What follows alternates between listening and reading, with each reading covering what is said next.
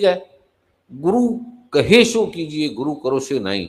गुरु जो कह रहे वो करो, गुरु कर रहा है वो मत देखना। अब कृष्ण भगवान को देखेंगे, 16,000 रानियां हैं, उसके 10-10 बच्चे हैं, इतने लाख बच्चे हो गए, तो आप क्या समझोगे? 16,000 रानियां और इतने बच्चे, हम भी 16 रख रहे, 16 भी नहीं रख सकते। कृष्ण भगवान ने अपने जीवन में कभी संभोग नहीं किया, भोग किया ही नहीं, काम किया ही नहीं। ये जमुना मास का प्रमाण है।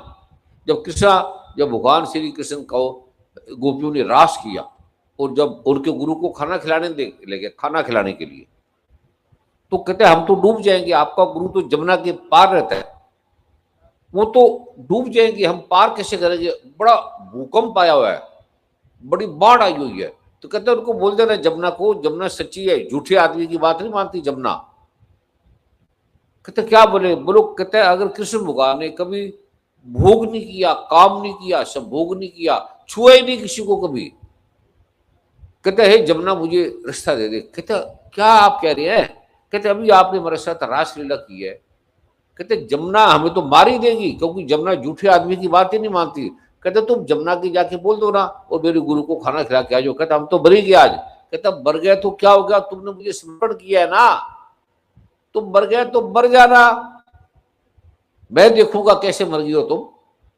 तो कहते ठीक है। फिर प्रभु जी वो जमुना के पास गए, कहते जमुना जी हमारे जो प्रेमी हैं, हमारे जो प्रभु जी से हम मानते हैं, हमारे जो गुरु है, जो कृष्ण है, गिरधर गोपाल है, अगर वो उसने कभी जीवन में सोचा ही नहीं, स्त्री के बारे में विचार ही नहीं किया, रासलीला भी नहीं की, कुछ ही नहीं किया, अगर ऐसा सच है तो हमें रास्ता दे दे। एकदम जमुना प्रकट होगी, एकदम वो रास्ता दे दिया, निकल गई। फिर जाके गुरु को भोजन किया। ये कथा लिखी है, ऐसे नहीं बनी हुई।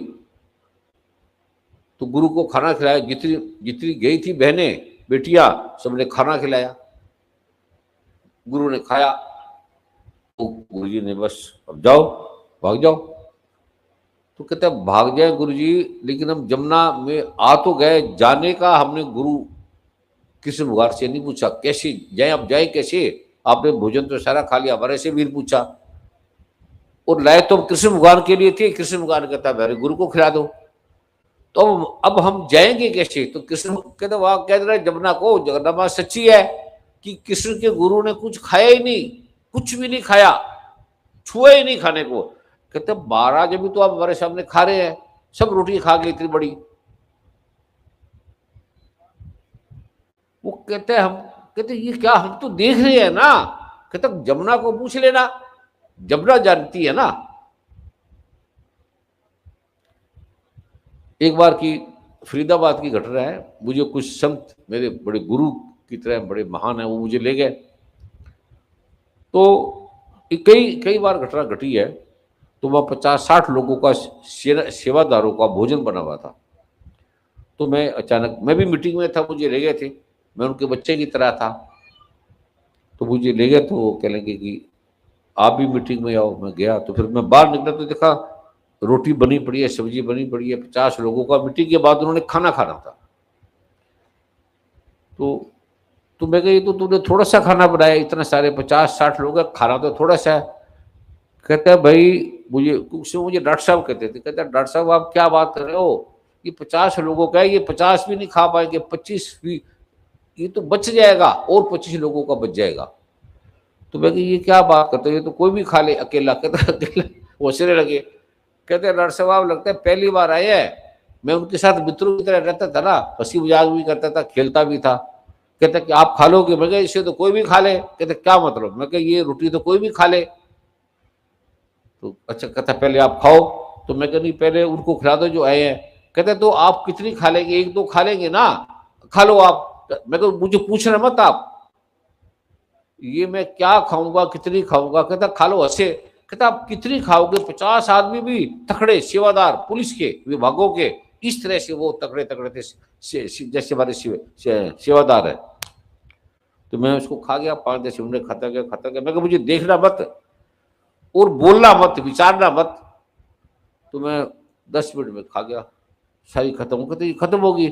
इतने में गुरु जी के जो सेक्रेटरी थे, वो बाहर आए, कहते ये रोटी, कहते वो तो खा गए, कहते कौन खा गया, कहते ये, कहते ये तो खा सकते, इसको तुमने क्यों खिलाया, कहते मेरा तो बेटा है ये, मैं तो उसको जानता हूं, कहते इतनी रोटी खा गया, मैं कहा मैं तो कुछ नहीं खाया, मैं तो अभी तो खाया ही नहीं, कहते तुम्हें नहीं पता इसका, तुम नहीं जान सकते इसको, तूने पहले हमें तो खिला देना था, हम इतने लोग आए हैं, कहते ये खा गया, कहते हाँ खा गया, पर ये कहते मैंने नहीं खाया, कहते ठीक कह रहे ये भी इसने नहीं खाया, ठीक कह रहे। एक बार मैं नया नया आया था, मेरी शादी हुई थी, तो गुरु माँ और हम उनके चाचा जी के घर में थे, तो मैं अचानक आया था, तो वो उनकी चाची जी किसी सत्संग में जा रही थी कपड़े पहन के, तो मुझे कहते डॉक्टर साहब आप खाना खा लो, बड़ी सरल, बड़ी, मुझे एक्चुअली वो दिल्ली में लाने वाली वही थी अकेली, उसके स्वागत में भी ताड़ी मारो, तो कहता आप खाना खा लो, मैं कहा आप तो बस पे जा रहे हो ना, सत्संग में जा रहे हो, कहता आपने एक दो रोटी खानी खा लो, क्या उसमें, हम 1 मिनट में बना देती हूँ, बस को 2 मिनट रोक लेती हूँ, तो मैं कहा पर मुझसे पूछ रहा मत आप, अगर पूछोगे उर्दू तो फिर मुझे नहीं खिलाना, कहता ठीक है नहीं पूछूंगी, वो रोटी बनाने लगी, बनातेगी बनातेगी, पूछो गुरुबा से कितनी रोटी खा गया था, गुरुबा भी पीछे कमरे में बैठी थी, और अब पूछो गुरुबा से मैं कितनी रोटियां खा गया था, वो फिर बनाया जाए, फिर खाते जाओ, फिर खाता जाओ,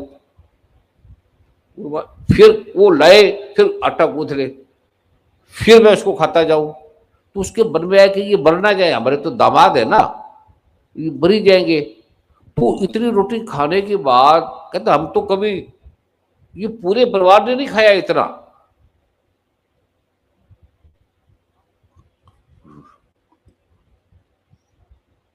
गुरुमा दूसरे कभी, गुरुमा को पता है, गुरुमा जब मुझे खिलाते तो मैं खाता जाता हूँ, कितना क्या गुरुमा ने बोला, हा?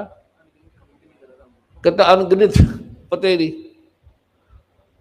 फिर उसने मुझे डॉक्टर साहब आप और खाना लोगे, तो मैं क्या, कहते खाना, मैं क्या खाना, कहते आपको खाना उर्दू, मैं कौन सा उर्दू किसी ने खाया है, वो कहते ये तो आश्चर्य है, अभी हमारे सामने खा रहा है, आप कहते किसी ने खाया है, तो ये आपकी समझ में नहीं आएगा कि कृष्ण भगवान ने, उसके गुरु ने नहीं खाया, ये मैं आपको बता दूंगा, आप समझ लेना, कभी कई बार अरुण जी बैठे तो मैं खाता रहता हूँ, मैं कहा अरुण जी समझते कई चीजों को, गुरु माँ को तो पता है कि मैं खाता जाऊं खाता जाऊं खाता जाऊं, वो कौन खाता है,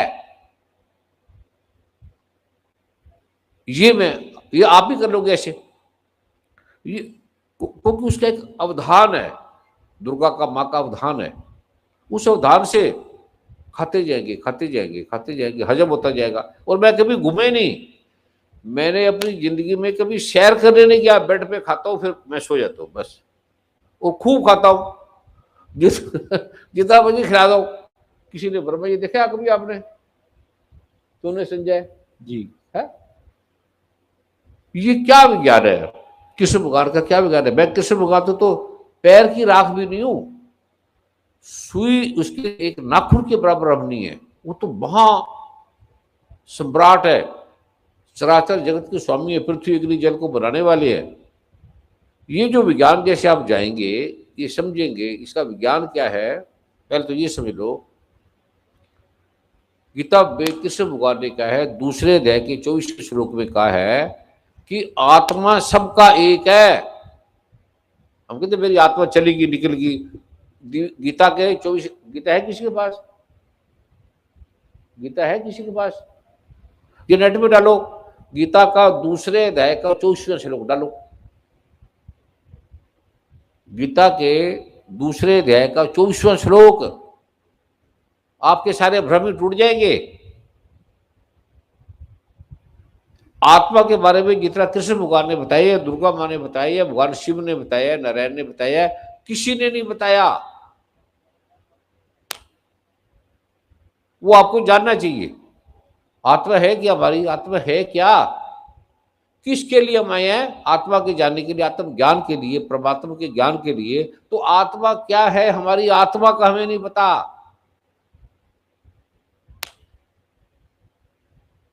डालो गीता के ये मूल है सबके लिए जानना, इस जानने के लिए माया है। पहले तो गीता ने कहा है वो पढ़ लो, आपको कि ये क्या आपने कभी सुना ही नहीं। डॉक्टर साहब आपने जाना, अग्रवाल साहब आपने देख लिया, अग्रवाल साहब ये कमिश्नर साहब आप बताओ क्या लिखे। डॉक्टर साहब आप या जो वैज्ञानिक बुद्धि की है, जो वैज्ञानिक बुद्धि की है, डॉक्टर है, प्रोफेसर है, फिलोसफर है, संत है, ऋषि है, मुनि है, जिन्हें आत्म तत्वों का पता है, उनका आत्मा सबका एक है, दो नहीं आत्मा। और आत्मा कटती नहीं, नैनम सिद्धंति शस्त्राणी नैनम दहती पाप का न चैनन कलेदन, क्या पूर्ण सुश्रुति वार्ता, सुई जितनी भी जगह नहीं, छेद नहीं हो सकते। हम कहते आत्मा टुकड़ी टुकड़ी होगी, आत्मा वहां से वहां गया उधर चलेगी, आत्मा को कहते हिलती नहीं, अचल है।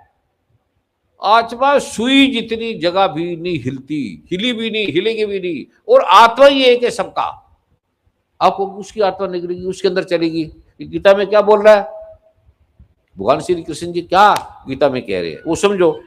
ये मैं आपको दिखाऊंगा, बोला हुआ नहीं है, ये मैं आपको दिखाऊंगा, ये तुम्हारी आत्मा है भैया।